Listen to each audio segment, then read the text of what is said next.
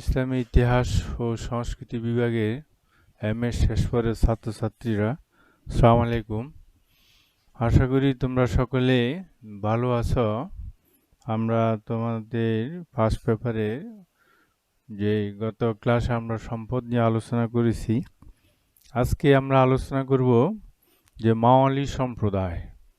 মাওয়ালি সম্প্রদায় আগে আমরা নিচের ক্লাসে পড়ে আসছি মাওয়ালি কাকে বলে, এই সংজ্ঞায় পড়ে আসছি, কিন্তু এখানে বিস্তারিত মাওয়ালিদের সম্পর্কে আমরা আলোচনা করব।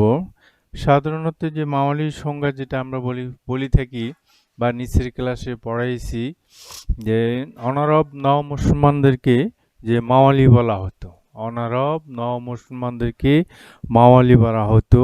তো এখন তোমাদের যে ফোর্থ ইয়ার বা শেষ পর্বে এই বিশ্ব ইসলামের যে দলগুলো আছে, এদের ভিতর মাওয়ালিও একটি সম্প্রদায়, মাওয়ালি সম্প্রদায়। এদের প্রাচীন থেকে আমরা উমাইয়া বা আব্বাসী খিলাফত পর্যন্ত তাদের অবস্থান, তাদের অবদান, তাদের সামাজিক মর্যাদা কেমন ছিল, এটা নিয়ে আমরা বিস্তারিত যে আলোচনা করব। সাধারণত যে মাওয়ালি প্রাচীন আরব সমাজে আশ্রিত জনগোষ্ঠীকে মাওয়ালি বলা হতো। মাওয়ালি প্রাচীন আরব সমাজে আশ্রিত জনগোষ্ঠীকে মাওয়ালি বলা হতো। যারা এক অন্যের আশ্রয় থাকতো, সাধারণত তাদেরকে মাওয়ালি বলা হয়। পরবর্তী পর্যায়ে এই সংজ্ঞাটা আবার চেঞ্জ হচ্ছে, যে অনারব নও মুসলমান, আরবের বাহিরে অনারব অঞ্চলের যারা মুসলমান হয়েছে তাদেরকে যে সাধারণত মাওয়ালি বলা হতো। এখন এই মাওয়ালি যে আশ্রিত আরব লোকেরা, আরবের জনসংখ্যা তো কম ছিল, আরবের লোকেরা আশ্রয় দিয়ে তাদের জনগোষ্ঠীকে তারা যে ইসলাম পূর্ব সমাজে তাদের জনসংখ্যা তারা বৃদ্ধি করেছিল। এটার যে কারণটা এখানে যে উল্লেখ করে নাই, কিন্তু আমি মনে করি সেই যে তখন আরবের প্রাচীন আরবে যে গোত্রের দ্বন্দ্ব, গোত্রদের যে যুদ্ধ বিগ্রহ, এই জন্য তারা মনে হয় এই কাজটা করিত। পরবর্তীকালে ইসলামের আগমনের ফলে আমরা দেখি যে ইসলাম আরব দেশ ছেড়ে ওইদিন 20 বছরের ভিতর অনারব অঞ্চলে তারা চলে যায়, এবং সেখানে অনারব অঞ্চল লোকেরাও ইসলাম যে ধর্ম গ্রহণ করে, এবং তারা যে তাদের মর্যাদা, তাদের সামাজিক ধর্মীয় অনেকাংশে বৃদ্ধি পায়। কিন্তু এই মর্যাদা অক্ষুণ্ণ রাখার জন্য যে আরবেরা, যে বিশেষ করে উমাইয়া খিলাফতকালে যে এই বিজিত অঞ্চলে অনারব মুসলমানদের উপর তারা কিছু নিয়মকানুন তারা যে বেঁধে দেয় বা তাদের উপর চাপিয়ে দেওয়া হয়, এবং এই নবদীক্ষিত এই এই মাওয়ালিরাই শেষ পর্যন্ত কিছু অধিকার থেকে তারা বঞ্চিত হয়। তারা শেষ পর্যন্ত যে উমাইয়া বিরোধী আন্দোলন করে আব্বাসীয়দেরকে তারা ক্ষমতায় আনে। এই অনারব মুসলমান একটা বইতে যে বলা আছে যে মাওয়ালি প্রাচীন আরব সমাজে আশ্রিত জনগোষ্ঠীকে বা যে আরবের প্রাচীন গোত্রগুলো যে তাদের গোত্রের লোক বৃদ্ধি করার জন্য এদেরকে আশ্রয় দিয়েছিল, তাদেরকে মাওয়ালি বলা হয়। এটা একটা সংজ্ঞা আছে। আবার আরেকটা সংজ্ঞা আছে যে অনারব মুসলমানদেরকে যে মাওয়ালি বলা হয়। আবার আরেকটা বইতে সংজ্ঞা দেওয়া আছে যে মাওয়ালিরা ছিল বিদেশি অনারব, যারা নিজেদের গোত্র ছেড়ে আরব গোত্রের সঙ্গে সম্পর্ক স্থাপন করে। আর হচ্ছে অনারব নিজের গোত্র ছেড়ে আরব গোত্রের সাথে সম্বন্ধ স্থাপন করে। আবার বলছে যে কোনো যুদ্ধবন্দী ইসলাম ধর্ম গ্রহণ করে কোনো মুসলিম পরিবারের সাথে সম্পর্ক স্থাপন করে এবং কৃষি কাজ ছেড়ে সৈন্যদলে যোগদান করলে তাহাকে মাওয়ালি বলা হয়। আর সংক্ষেপে বলতেছে যে অন্য সংক্ষেপে যদি বলি যে বিদেশি কোনো আরব মাওলা, মাকার ও মাওলা বা প্রভু হিসেবে গ্রহণ করলে তাদেরকে, কাউকে যদি মাওলা বা তার প্রভু হিসেবে যদি তারা গ্রহণ করে, যে তাদেরকে যে মাওয়ালি বলা হচ্ছে। এই ধরনের বিভিন্ন সংজ্ঞা আছে, তোমরা দেখি যে সাধারণত যে অনারব মুসলমানদেরকে আরো মাওয়ালি বলা হয়। আবার যে আমরা দেখি যে তোমাদের অনার্স থার্ড ইয়ারে যে মুসলিম প্রশাসন ইতিহাসে যে প্রফেসর মোহাম্মদ জহুরুল হক এবং ডক্টর মোহাম্মদ ওসমান গনির বইতে আমরা দেখি যে মাওয়ালিদের প্রকারভেদের কথা বলা হচ্ছে, যে ৩ প্রকারে যে মাওয়ালি, যে আমরা সংজ্ঞা নিরূপণ করলাম বা সংজ্ঞা বললাম। এখন আমরা বলতেছি যে ৩ শ্রেণী মাওয়ালি হওয়া যেত। ৩ শ্রেণী, যে কোনো মুক্তিপ্রাপ্ত লোক, কোনো পরিবার তাকে আশ্রয় প্রদান করত। কোনো মুক্তিপ্রাপ্ত লোক, সে যুদ্ধবন্দী হোক বা দাসত্ব থেকে মুক্তি লাভ করা হোক, সে আশ্রয় প্রদান করে, অতঃপর সে উক্ত পরিবারের মাওলা হিসেবে যে পরিচিত হতো। তার এই ধরনের একটা যে এই শ্রেণী, এই এক শ্রেণী যে মাওয়ালি আছে। আবার হলো যে কোনো মুক্তিপ্রাপ্ত দাস মুক্তিদাতা প্রভুর পূর্বে আশ্রয় থাকতে পছন্দ করত। কেউ যদি তাকে মুক্তি দিয়ে দিত, যেমন আমরা দেখি রসুলের যে পালিত পুত্র জায়েদ ছিল, যে জায়েদকে নবীজি মুক্তি দিয়ে দিচ্ছেন, কিন্তু তারপরে সে যায় না, সে থেকেই ছিল, যে নবীজির সাথে আজীবন থেকেই ছিল। যে কিন্তু এদেরকেও এরকম যে মাওয়ালি বলা হয়। আরেকটা আছে যে আরেকটা শ্রেণীর মাওয়ালি বলা হচ্ছে যে কোনো আগন্তুক কোনো আরব পরিবারে আশ্রিত হয়ে উক্ত গোত্রে বসবাস করলে তাকে উক্ত পরিবারের মাওলা বলা হতো। একটা হলো ব্যক্তির সাথে, একটা হলো পরিবারের সাথে, আরেকটা হলো গোত্রের সাথে। এই যে এই গোত্রের সাথে দ্বিতীয়, যে আমি আগে একটুখানি যে বলেছি যে গোত্রে গোত্রে যুদ্ধ বিগ্রহ হতো, যে তোমরা জানো ফিজারের যুদ্ধ, তা বুহাসের যুদ্ধ, অনেকগুলো যুদ্ধ হয়েছে আরবের, বসর উপর বসা যুদ্ধ হইতো। এই তাদের জনসংখ্যা বৃদ্ধি করার জন্যই, যে তারা গোত্রভিত্তিক হোক, পরিবারে হোক, ব্যক্তিগত হোক, যে অনারবদেরকে তারা আশ্রয় প্রদান করছিল, তাদেরকে সাধারণত মাওয়ালি বলা হয়। পরবর্তী পর্যায়ে আমাদের নবীজি বা শেষ নবী মোহাম্মদ সাল্লাল্লাহু আলাইহি ওয়াসাল্লাম আসার পর, যে সেই তাদের সাথে যে সকল অর্থাৎ নবীজি থেকে শুরু করে খোলাফায়ে রাশিদিন পর্যন্ত এই সময়কালে তাদের সাথে কোনো বৈষম্য নীতি যে আমরা দেখি না। কিন্তু পরবর্তী পর্যায়ে আমরা দেখি যে উমাইয়া শাসনের সময়, উমাইয়া খেলাফতকালে তাদের সাথে সামাজিক, রাজনৈতিক, অর্থনৈতিক বিভিন্নভাবে যে বৈষম্য যে সৃষ্টি হয়েছে, সেই সৃষ্টি হয়েছে। পরে আবার আব্বাসীয় খেলাফতের সময় দেখি আবার এগুলো কিছুটা শিথিল হয়ে যায়, শিথিল হয়ে যায়। এই যে ৩ শ্রেণীর কথা বলছিলাম, এই ৩ শ্রেণীর যে মাওয়ালিরা, যে তারা যে গোত্রসমূহের বিপদে আপদে তারা সাহায্য করতো এবং তারাও সকল বিপদ হইতে উত্তর গোত্র নিরাপত্তা লাভ করত। বিশেষ করে যে হযরত যে নবীজির জীবনে শেষ হবার পর বা ওনার খিলাফত শেষ হবার পর যে খোলাফা রাশিদিনের যুগ আসছেন, খোলাফা রাশিদিনের যুগে দ্বিতীয় খলিফা হযরত উমরের খিলাফতকালে, যে আমি আগে বলছিলাম ২০ বছরের ভিতর ইসলাম আরব ছেড়ে অনারব অঞ্চলের দিকে যখন চলে যায়, তখন আরব সৈন্যদের, আরবদের কিছু বৈশিষ্ট্যের কথা হযরত ওমর বলেছিলেন, যে আরব জাতীয়তাবাদের কথা বলছিলেন।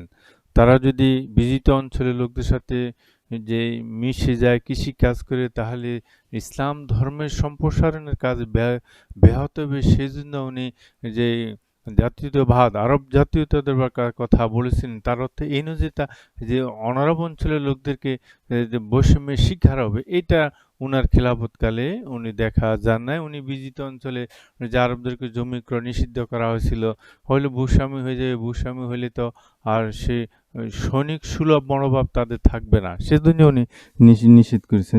যেহেতু সংক্ষেপে যদি আমরা বলি, তাহলে আমরা খোলাফা রাশিদিনের যুগে আমরা এই ধরনের কোনো বৈষম্য নীতি আমরা দেখি না। হযরত ওমরের খেলাফত কাল থেকে এই বৈষম্য নীতি বা হযরত ওমর না, সরি, হযরত উমাইয়া খেলাফত কাল থেকে আমরা যে এই যে মাওয়ালিরা বৈষম্যের শিকার হয়, শেষ পর্যন্ত তারা অন্যদের আশ্রয় নিয়ে, অর্থাৎ আব্বাসীয় আন্দোলনের সাথে সংযুক্ত হয়ে তারা উমাইয়াদের পতন ঘটিয়েছিল।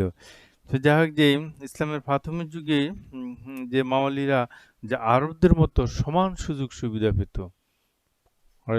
নবীজি বিদায় হজে ভাষণে বলে গেছেন না, আজ থেকে বর্ণ বৈষম্য যে দেয়ার করে জাতি প্রথা ভেদ দূর করা হলো, আরব অনারবদের ভিতর কোনো বৈষম্য নাই, সকল মুসলিম যে একে অপরের ভাই, যে রক্তের বদলে রক্ত ঋণ নেওয়া বা প্রতিশোধ নেওয়া বন্ধ করা হলো। আমার কথাগুলো যারা শুনেছ আর যারা শুনে তাদের কাছে পৌঁছে দিবেন। সেখানে ধনী বৈষম্যের সব কথাই নবীজি তার বিদায় হজের ভাষণে সংক্ষেপে বলে গেছেন। এটা একটা যে মাইলস্টোন পৃথিবীতে, যে যত শ্রেষ্ঠ যেই ভাষণ হিসেবে আমরা বলতে পারি। এই ধরনের ভাষণ কোনো রাষ্ট্রপ্রধান, কোনো সরকার প্রধান যা আজ পর্যন্ত দিতে পারে নাই, যে দিতে পারবো না। তো যাই হোক, যে তাদের সঙ্গে কোনো প্রকার বৈষম্য আচরণ করা হতো না। মহানবী থেকে শুরু করে খোলাফা রাশিদিন পর্যন্ত তারা আরবদের মতো সমান সুযোগ সুবিধা তারা ভোগ করেছিল। আমরা দেখি যে সমান সুবিধা ভোগ করেছিল। হযরত আলীর খিলাফতকালে দেখা যাচ্ছে যে আরব এবং মাওয়ালিদের অনুপাত ছিল 1:5, কিন্তু সেই বিপুল সংখ্যক উন্নত, সভ্য, শিক্ষিত এবং নানা বিদ্যায় পারদর্শী মামলিগণ, যাদের প্রত্যক্ষ সাহায্যে আরবগণ যে বহু দেশ জয় করেছিল, যাদের শিল্প, কলা, দর্শন এবং বিজ্ঞান প্রভৃতি ক্ষেত্রে যে অবদান ইসলামী সভ্যতাকে উন্নতির পথে সন্ধান দিয়েছিল, তারা আরবদের মনে প্রাণে কখনো শ্রেষ্ঠ বলে মানতে পারেনি। কিছু অংশ আরবদের সঙ্গে সমমর্যাদা দাবি করত, আবার সাহাবীগণ দাবি করেই বসত যে আরবগণ কোনো দিক দিয়ে তাদের চেয়ে উন্নত নয়। আরবদের সঙ্গে মাওয়ালিদের শ্রেষ্ঠত্ব নিয়ে এই যে প্রতিদ্বন্দ্বিতা, এটাই ইসলামের ইতিহাসে শৌবিয়া আন্দোলন নামে পরিচিত। ফার্সিক মাওয়ালিগণ এই আন্দোলনের উদ্যোক্তা এবং এই আন্দোলন উমাইয়াদের পতনের অন্যতম বড় কারণ। শৌবিয়া আন্দোলন যদিও ফার্সিকদের শ্রেষ্ঠত্ব প্রতিষ্ঠার আন্দোলন ছিল, বস্তুতপক্ষে তা আরব এবং মাওয়ালিদের মধ্যে আশরাফ এবং আত্রাফের ব্যবধান দূর করে কোরআনের নীতি অনুসরণের প্রতিষ্ঠা করে, অর্থাৎ যে তারা তাদের অধিকার থেকে যখন বঞ্চিত হলো, যে তখনই তারা যে একটা আন্দোলন সেটাকে শৌবিয়া আন্দোলন নামে অভিহিত করেছিলেন। এক্ষেত্রে যে কিছু যে আমরা প্রতিবাদী দল উমাইয়া যে খিলাফতকালে তারা যে বৈষম্যের শিকার হয়েছিল, সেই জন্য যে বা উমাইয়া খিলাফতকালে আমরা দেখি ইসলামের রাজনৈতিক দলসমূহ সৃষ্টি হয়। সেই দলসমূহ মধ্যে সে খারিজি, মুরজিয়া এবং শিয়া। এদের সাথে যে মাওয়ালিদের পার্থক্য ছিল, কিন্তু যে কিছু যে মত দ্বৈততাও ছিল, কিন্তু আমরা দেখি যে মাওয়ালিরা যখন বঞ্চিত হচ্ছে, তখন তাদের এই বিরুদ্ধবাদী এই দলগুলো, যে খারিজ সম্প্রদায়, মুরজিয়া সম্প্রদায় এবং শিয়া সম্প্রদায়, তারাও যে মাওয়ালিদেরকে তাদের বিভিন্ন আন্দোলন সংগ্রামে তারা সহযোগিতা করেছিল। তাহলে বোঝা যাচ্ছে যে নিশ্চিত যে তারা তাদের অধিকার থেকে বঞ্চিত হয়েছে, যার জন্য তাদের বিরুদ্ধে কার মাওয়ালিদের যে বিরোধী দলও, বিরোধী গোষ্ঠীও যে তাদেরকে যে সাপোর্ট করেছিল। এইভাবে আমরা দেখি যে মাওয়ালিরা খারেজি, মুরজি এবং শিয়াদের সমর্থনে মাওয়ালিগণ শক্তিশালী আন্দোলন খাড়া করে এবং উমাইয়াদের পতন ঘটায়। যে পতনে, অর্থাৎ আব্বাসীয় যে আন্দোলন হয়েছিল, সে আন্দোলনে যে মাওয়ালিদের অনেক ভূমিকা ছিল এবং আব্বাসীয়রাও তাদেরকে বিভিন্ন সুযোগ সুবিধা দান করবে বলে প্রতিশ্রুতি দিয়েছিল। ইতিহাসে দেখা যায় তারা তাদের সেই প্রতিশ্রুতিও যে রক্ষা করেছিল। সেখানে আমরা আরও দেখি যে যে আব্বাসীয় যে খিলাফতের যে প্রথম তিনজন খলিফা যে ছাড়া বাকিরা দেখা যাচ্ছে যে অনারব মাওয়ালি নারীদের যে গর্ভজাত সন্তান ছিল, যেটা আমরা অবশ্য আলোচনা করব পরে, যে ইসলামের যে মুসলমানদের যে সকল অধিকারগুলো ছিল, আমরা দেখি সেখানে মাওয়ালিদেরও সে অধিকারগুলো আছে। একটা বইতে তাদের যে 6টি অধিকারের কথা বলা আছে এবং সেটা তোমরা দেখে নিও, যে আমি আর ওটা আলোচনা করলাম না। আমরা চলে যাচ্ছি এখন যে উমাইয়া খিলাফতকালে যে মাওয়ালিরা কি বৈষম্যের শিকার হয়েছিল, সেগুলো নিয়ে আমরা যে আলোচনা করব। সেক্ষেত্রে প্রথম যেটা তারা যে ইসলামের দৃষ্টিতে আরব এবং অনারব মধ্যে কোনো পার্থক্য নেই, এটা সাধারণ কথা, সাধারণ কমন কথা। কিন্তু অথচ আমরা দেখি উমাইয়া শাসনামলে কোনো বিজিত অঞ্চলে সামরিক ছাউনিতে যে আরব আরবরা মাওয়ালিদের একসঙ্গে নিয়ে একসাথে হাঁটতো না, একই মসজিদে নামাজ পড়তো না, তাদেরকে তাদের সম্মানসূচক নামে তাদেরকে ডাকতো না ইত্যাদি। যে বউর সভা হলে সেই বউর সভায় তাদের সাথে একসাথে খাওয়া দাওয়া করতো না, অন্যদিকে খেত এই ইত্যাদি। এবং সেখানে দেখা যাচ্ছে কুফা এবং খোরাসানে তাদের জন্য আলাদা মসজিদ। এই যে বৈষম্যের শিকার হয়, যে এই বৈষম্য শিকারের মাধ্যমে তারা দ্বিতীয় শ্রেণী নাগরিকে যে পরিণত হয়, এই সামাজিক বৈষম্য যে নীতির ফলে যে তারা হুমায়ুনের প্রতি তাদের মনোভাব বিদ্বেষপূর্ণ হয়ে পড়ে। পরবর্তী পর্যায়ে যে আমরা দেখি খলিফা আব্দুল মালিকের যে খিলাফতকালে বা তার রাজত্বকালে যে হাজবাজিন ইউসুফ যে সকল নীতিগুলো গ্রহণ করেছিল, সেগুলো যে আমরা যে আলাপ আলোচনা করব, যে সে আব্দুল মালিকের খিলাফতকাল হলো ৬০৫ থেকে ৬৮৫ থেকে ৭০৫ খ্রিস্টাব্দ পর্যন্ত। উনি প্রায় যে ২০ বছর যে রাজত্ব করেছিলেন। তার পূর্বাঞ্চলের গভর্নর ছিল হাজ্জাজ বিন ইউসুফ। সেই যে মাওলাদের জন্য কিছু নীতি প্রণয়ন করেছিলেন। এর ভিতর প্রথম যে নীতি যিনি প্রণয়ন করেছিলেন সেটি হলো জিজিয়া এবং খারাজ তাদের উপর আরোপ করেছিল। এই দুটো কর মুসলিম দেশে অমুসলমানরাই দিবে। জিজিয়া হলো প্রতিরক্ষা কর, খারাজ হলো ভূমি কর। এই দুটো কর যে অমুসলমানরাই দিবে, কিন্তু এই দুটি কর দিতে মাওয়ালিদেরকে বাধ্য করেছিল। এবং হাজ্জাজ তাদের কাছ থেকে এমনকি এই যে বকেয়া জিজিয়া এবং খারাজও আদায় করেছিল। এটা যে অন্যায় হয়েছে যে প্রতিরক্ষা আর হলো ভূমি কর। প্রতিরক্ষা কর মুসলিম রাষ্ট্রে মুসলমানেরা দিবে না। আর খারাজ হলো ভূমি কর, যেটা আমরা ওষুধ দিয়ে থাকি। মুসলমানরা ওষুধ দিবে, তারা খারাজ দিবে। আর যদি অর্থ সম্পদের মুসলমানরা জাকাত দিবে, তারা জিজিয়া দিবে না। কিন্তু জাকাতও দিবে, জিজিয়াও দিবে এবং খারাজও দিবে। তাহলে তো যে তাদের উপরে যে চাপিয়ে দেওয়া হলো। তারপর দেখা গেল যে তারা ইসলাম ধর্ম গ্রহণ করে সেনাবাহিনীতে ভর্তি হলে তারা ভাতা পাত এবং তারা এই কর থেকে অব্যাহতি পেত। কিন্তু হাজ্জাজ ভাতার তালিকা থেকে তাদেরকে বাদ দেওয়া হয়। সাধারণত সেনাবাহিনীতে ভর্তি, আমাদের দেশের সেনাবাহিনী পুলিশ আছে, তাদেরকে বেতন পায়, ভাতা পায়, রেশন পায়, আবাসন স্থল আছে, এই যে সুযোগ সুবিধাগুলো আছে, কিন্তু সেটা তারা বন্ধ করে দেওয়া হয়েছে। আরব দেশে ভাতা, রাষ্ট্রীয় ভাতা প্রদান করা হতো, এখনো মনে তাদের এই সিস্টেম চালু আছে। যাই তারপর নগর থেকে বিতাড়ন, যে যারা নগরে এসে সেনাবাহিনীতে ভর্তি হবে বা আরো অন্যান্য কাজ করবে, তারা কৃষিকাজ থেকে অব্যাহতি পাবে।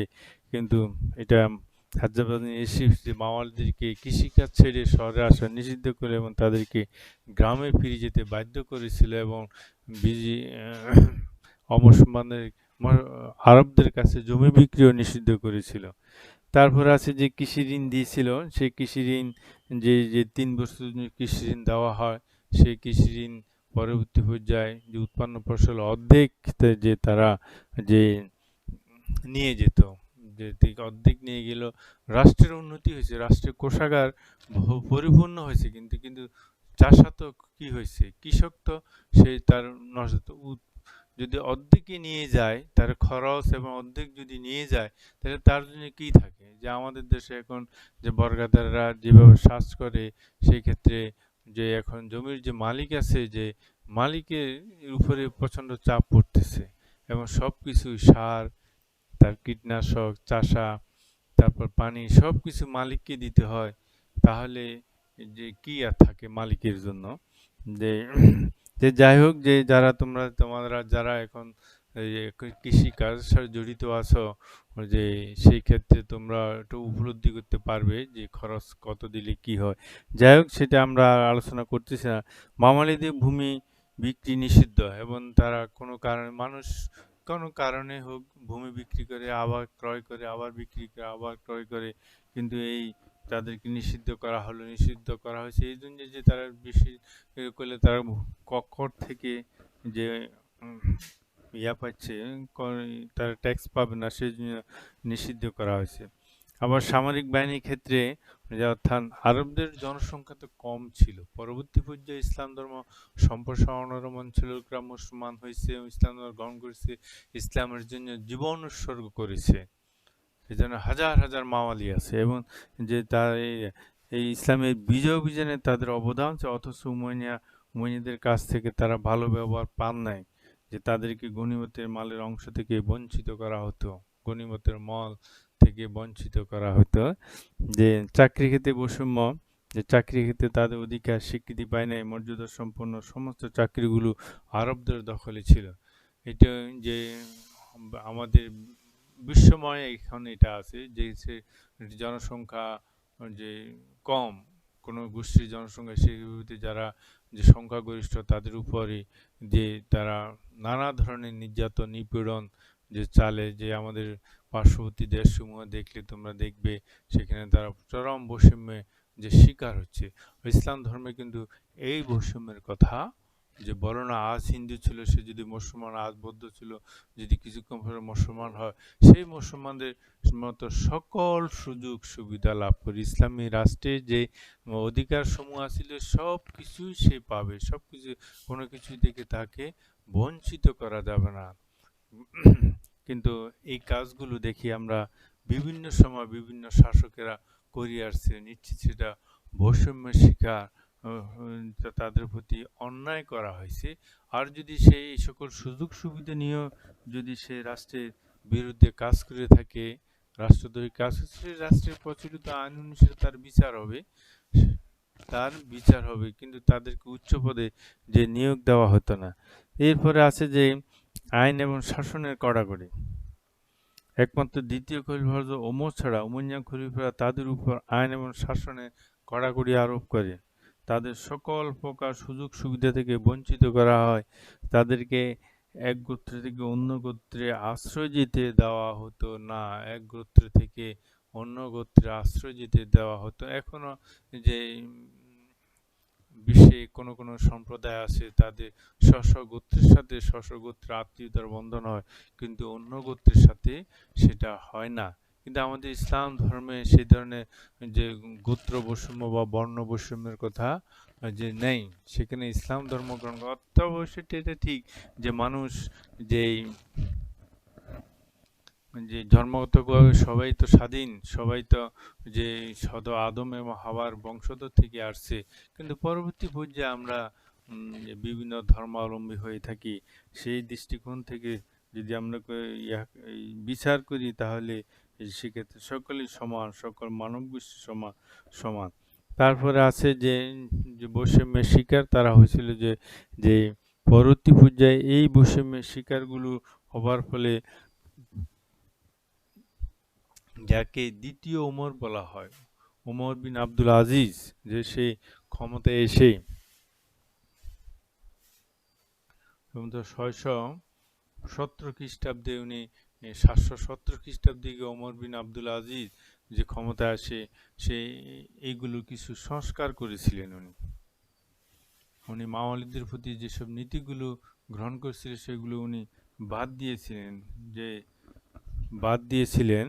সেই ক্ষেত্রে যেগুলো উনি জিজিয়া এবং খারাজ মওকুফ করে দিয়েছেন, যেটা আমি আগেই বলেছি যে এই দুটি কর যে অমুসলমানেরা দিবে, সেটা নমুসলমান হোক, আশ্রিত মুসলমান হোক, যে অনারব মুসলমান হোক, তারা এই কর দিবে না। এই করটা দিবে যে মুসলিম রাষ্ট্র অমুসলিম জনগোষ্ঠী, সে কর দেবে। এই কর থেকে তাদেরকে যে অব্যাহতি দেওয়া হলো।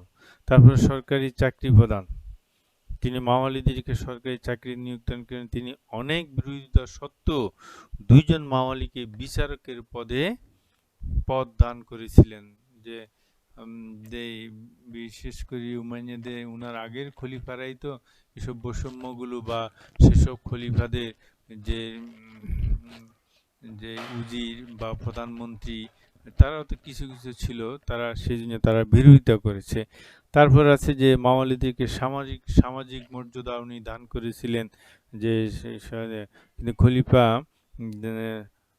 তিনি সমাজে, রাষ্ট্রে, সভা সমিতি এবং অন্যান্য সব ক্ষেত্রে অনর মুসলমানদেরকে আরবীয় মুসলমানদের সমান অধিকার উনি দান করেছিলেন। তারপর আছে গণতান্ত্রিক অধিকার, যে তাদেরকে ফিরিয়ে দেওয়া হয় তাদের অধিকার। তারপর মাওলানাদের যে গুরুত্বপূর্ণ যে কাজটা উনি করেছেন তাদেরকে পুনরায় ভাতা দেওয়া শুরু করেছিলেন। যে খোলাফা রাশেদিনের সময় যুদ্ধরত সেনাদের সন্ত্রাসবাদীদের বায়তুল মাল থেকে যে বিশেষ ভাতার ব্যবস্থা করা মুয়াবিয়া ইবনে আব্দুল মালিক বাতিল করে দেন আর দ্বিতীয় পুনরায় যে চালু করেছিলেন। এখন যে আমাদের দেশে যে আসে মুক্তিযোদ্ধা ভাতা, মুক্তিযোদ্ধার সন্তানদেরকে যে ভাতা দিচ্ছে, তাদেরকে চাকরিতে যে সুযোগ সুবিধা দিচ্ছে, যে আবার বিধবা ভাতা দিচ্ছে, তারপর গৃহিণীদের গৃহের ব্যবস্থা করে অসহায় জনগোষ্ঠীকে রাষ্ট্রীয় তহবিল থেকে যে পৃষ্ঠপোষকতা করতে হবে।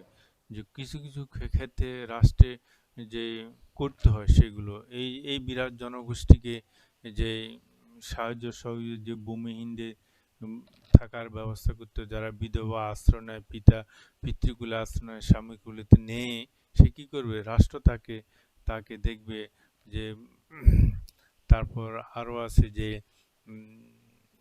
এই বিভিন্ন দুর্যোগের সময় সে অনেকে গৃহহারা হয়ে যায়, সরকার গৃহ নির্মাণ করে, অর্থাৎ যেটা কাছে বয়স্ক ভাতা, তারপরে বিধবা ভাতা, মুক্তিযোদ্ধা ভাতা, এইগুলো যে রাষ্ট্রকে করতে হয়, রাষ্ট্রই এই তারপরে আরও কিছু কিছু খাত আছে যে সেবা খাত, যেমন শিক্ষা খাত, স্বাস্থ্য খাত, যোগাযোগ খাত, এগুলো হলো যে রাষ্ট্রের সেবা খাত, যে রাষ্ট্র এগুলো পরবর্তী পর্যায়ে আমরা দেখি যে পরবর্তী পর্যায়ে কি হলো যে যে ভাতা দেওয়া শুরু করলো। দ্বিতীয় ওমরের মৃত্যুর পর পরবর্তী খলিফারা তার নীতি থেকে সরে গিয়ে হাজ্জাতের নীতিতে আবার ফিরে যায়। অর্থাৎ এই জন্য অনেকে বলে দ্বিতীয় খলিফা হযরত ওমর, যাকে ওমর বিন আব্দুল আজিজ জানা হচ্ছে, যে সেই উমাইয়া খিলাফতের পতনের জন্য দায় ছিল। আমি উনাকে দায় মনে করি না।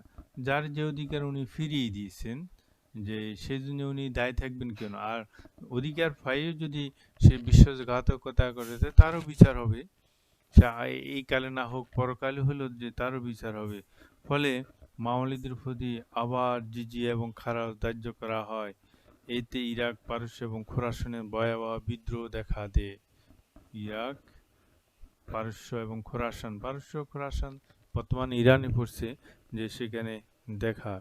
তারপরে নসর বিন সাইয়ার উমাইয়া রাজস্ব ব্যবস্থার যে একটা আমূল সংস্কার করেছিলেন, যে এটা মুসলিম প্রশাসনে এই পেপারে অনেক সময় প্রশ্ন আছে যে নসর বিন সাইয়ারের সংস্কারের উল্লেখপূর্বক উমাইয়া রাজস্ব প্রশাসনের উমাইয়া রাজস্ব ব্যবস্থা আলোচনা করা। নসর বিন সাইয়ারের সংস্কার উল্লেখপূর্বক উমাইয়া রাজস্ব ব্যবস্থা আছে। সে নসর বিন যে সাইয়ার যে সেই খুরাসানের শাসনকর্তা ছিলেন, উনি সংস্কার সাধনকে যে মাওলানাদেরকে জিজিয়া থেকে মুক্তি দিয়েছিলেন।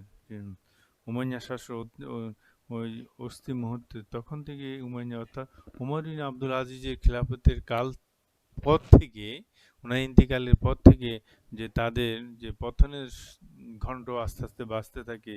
উনি যে অনেক মন্তব্য করেছেন ঐতিহাসিক, যে অস্থি মুহূর্তে নসরের সংস্কার উমাইয়া শাসনকে বাঁচাতে পারেনি। এর ফলে কি হলো, যে প্রথম তারা সুযোগ সুবিধা পেল, তারা নবীজির বাণী শুনে ইসলাম ধর্মে আসলো, ইসলাম জন্য অকাতরে জীবন দিল, মান দিল, সম্মান দিল, সবই দিল। কিন্তু পরে উমাইয়া খিলাফতে এসেই তারা সে বঞ্চনার শিকার হলো। আবার উমাইয়া খলিফা ওমর বিন আব্দুল আজিজ তাদেরকে দিয়ে দিলেন, আবার ওনার ইন্তিকাল পর নিয়ে গেল। তারপর কি হলো, যে এইভাবে যখন নানাভাবে তারা উমাইয়াদের কাছ থেকে বিরূপ ব্যবহার পাচ্ছিলেন, তখন তারা আব্বাসীয়দের সঙ্গে যোগ করে উমাইয়া খিলাফতের পতনের পিছনে সবচেয়ে বেশি বড় অবদান রাখে। আমরা জানি আব্বাসীয় আন্দোলনের সবচেয়ে বেশি অবদান রাখছে মাওয়ালি এবং শিয়া সম্প্রদায়। এই দুটি সম্প্রদায় যে বেশি অবদান রাখছিলেন যে উমাইয়া খিলাফতের পতনের জন্য। এরা তাদের অধিকার থেকে বঞ্চিত হয়েছেন। আর শিয়া সম্প্রদায় যেটা, যে হযরত আলীকে যারা সাপোর্ট করতো, হযরত আলীকে যারা যে মহানবী নবীজির পরে যে খিলাফতের দাবিদার বলে তারা মনে করত, যে বিশেষ করে 680 খ্রিস্টাব্দে কারবালার হত্যাকাণ্ডের পর যে শিয়া সম্প্রদায় তারা রাজনৈতিক রূপে প্রকাশ করে আব্বাসীয় উমাইয়া বিরোধী আন্দোলন এই আন্দোলনের সাথে যে শিয়ারও যুক্ত হয় এবং যে মাওয়ালিরও যে যুক্ত হইতে হয় আমরা দেখি। এরপরে যে যে মাওয়ালিদের যে অবদান, অনেকই অবদানের কথা যদি আমরা আলোচনা করি, সেই কিছু কিছু আমি বলেছি যে উমাইয়া খিলাফতের ইতিহাসে মাওয়ালিদের অবদান, তাদের সে অবদান ছিল, তারা বৈষম্যের শিকার হয়েছে যে, কিন্তু তারপরও যে যে তাদের অবদান ছিল, তাদের সাহায্যে আরবরা বহু দেশ জয় করেছিল। তারা ছিল প্রাচীন ঐতিহ্য এবং সভ্যতা, বিশেষত হেলেনীয় গ্রিক, পারসিক সভ্যতা এবং কৃষ্টি রোধে শিল্পকলা, বিজ্ঞান প্রভৃতিকে তাদের অবদান ছিল যে অপরিসীম, যে তাদের বিভিন্ন সময় বিভিন্ন তারা অবদান রেখেছিল। এলে উমাইয়াদের পর্যন্ত তারপর আব্বাসীয় খিলাফতের কার আসে আমরা দেখি। তোমরা যদি প্রশ্ন যে মাওয়ালি কারা, মাওয়ালিদের ক্রমবিকাশ আলোচনা করো, তাহলে আব্বাসীয় যে খিলাফত পর্যন্ত আলোচনা করতে হবে। উমাইয়া খিলাফত, আব্বাসীয় খিলাফত পর্যন্ত আলোচনা করতে হবে। যে যে এখানে আরও উমাইয়াদের সময় যে বিভিন্ন একাধিক বই পড়লে বুঝতে পারে যে আরব পুরুষগণ মাওয়ালি কন্যাদের বিবাহ করত, কিন্তু তার গর্ভজাত সন্তানকে বিশুদ্ধ আরব রমণীর গর্ভজাত সন্তানের সঙ্গে সমমর্যাদা দিতে অস্বীকার করত। বিশেষভাবে দাসীর গর্ভজাত সন্তান আরবগণ স্বীকৃতি দিল সেই সন্তানকে সরাপতি বা বংশমর্যাদা দেওয়া হতো না। এটা একটা বৈষম্য, যেন অনেকগুলো বৈষম্য আছে।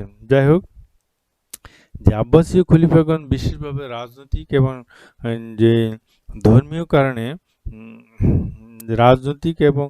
রাজনৈতিক, সামাজিক এবং যে কারণে তাদেরকে বেশি যে মর্যাদা দিয়েছিলেন আব্বাসীয় খলিফাগণ। যে সাধারণত আব্বাসী যে ধর্মীয় কারণে যে মাওয়ালিদেরকে সমান সামাজিক এবং মর্যাদা, এটা ঠিক আছে, তাদের এই ইমোশনটা বা তাদের ইমোশনটা এটা ঠিক আছে। ধর্মীয় দিক থেকে আরব এবং অনারব মুসলমানদের ভিতর কোনো পার্থক্য নেই, দিক থেকে তারা এমনকি কোনো কোনো ক্ষেত্রে তারা আরবদের উপর মাওয়ালিদের মর্যাদা দান করত। কারণ যে আব্বাসীদের বিশ্বরা যশ এবং গৌরবের পিছনে মাওয়ালিদের অবদান ছিল অপরিসীম। যে আব্বাসীয় খিলাফতকাল যে জ্ঞান ও বিজ্ঞানের ক্ষেত্রে যে চরম উন্নতি সাধিত হয়েছিল, সেই দিকে যে যে দৃষ্টি দিচ্ছেন বা সেই দিকে ইঙ্গিত করতেছেন। উমাইয়া আমলে আরব রক্ত দ্বারা বিশুদ্ধ রাখার যে সর্বোচ্চ প্রচেষ্টা চলছিল, আব্বাসীয় আমলে তার সমাধি হয়। আব্বাসীয় আমলে এটা যে সাথে আমি পুরোপুরিভাবে একমত না, যে যদি আমরা আমাদের ধর্মীয় দৃষ্টিকোণ দেখি সেখানে এই পার্থক্য যে থাকার কথা না। যাই হোক, যে লেখক লিখেছেন ওনার অনুভূতি থেকে বা ওনার চিন্তাধারা থেকে, সেখানে বলতেছে আবু আব্বাস, আল মাহদি এবং আলামিন, যে এই তিনজন ছাড়া বাকি খলিফারা সবাই যে মাওয়ালি মহিলার গর্ভজাত সন্তান, অর্থাৎ অনারব অঞ্চল, যেমন মামুনের মা ছিল পারস্য অধিবাসী, ছিল পারস্য যে, সেখানে যে বিভিন্ন খলিফাদের মাতারা কি ছিলেন সেই বর্ণনাটা দেওয়া আছে, যে তোমরা দেখে নিও, যে এই বইতে আছে, তোমরা বইতে তিনজন ছাড়া বাকিরা বলতেছে যে অনারব অঞ্চলে যে স্ত্রীদের সন্তান যে ছিল। এই ক্ষেত্রে আমরা যে খলিফা হারুন রশিদের মা বলতেছে একজন নিগ্রহ দাসী। যে আব্বাসী আমলে মাওয়ালি আরবদের মধ্যে বৈষম্য দূর হয়ে আরব রক্তে এত সংমিশ্রণ হয়েছিল যে তাদের আর গর্ব করার কিছুই ছিল না। যাই হোক, যে খলিফা হারুন থেকেই শুরু হয়, বা যে যাই হোক, যে এখানে যে আমরা দেখি যে অনারব যে গর্ভজাত যে মায়ের সন্তানেরাই যে খিলাফতে যে আসছিল। আব্বাসীয় যে তাদের যে অবদান দেখি আমরা মাওয়ালিদের, যে মুসলিম সমাজে এই মাওয়ালিরাই যে স্বাভাবিক কারণে লেখাপড়া এবং কলাবিদ্যা শেখার আত্মনিয়োগ করলেন, কারণ তারা সংস্কৃতির দীর্ঘ ঐতিহ্যের ধারাবাহিকতা রক্ষা করেছিল। এই মাওয়ালিরাই বা ধর্মান্তর মুসলমানের যখন বুদ্ধিজীবী জগতে আরবি মুসলমানদের পেছনে ফেলে এগিয়ে গেলেন, তখন রাজনৈতিক জগতে দুই পক্ষের প্রতিদ্বন্দ্বিতা শুরু হয়। ঐতিহাসিক ফিকিহটি বলেছিলেন যে যে বাংলা অনুবাদটা হচ্ছে যে প্রকৃত মুসলমানদের সঙ্গে অন্তঃবিবাহ ইত্যাদির মধ্য দিয়ে তারা ধীরে ধীরে আরবী রক্তে প্রাধান্য শিথিল করে দিলেন।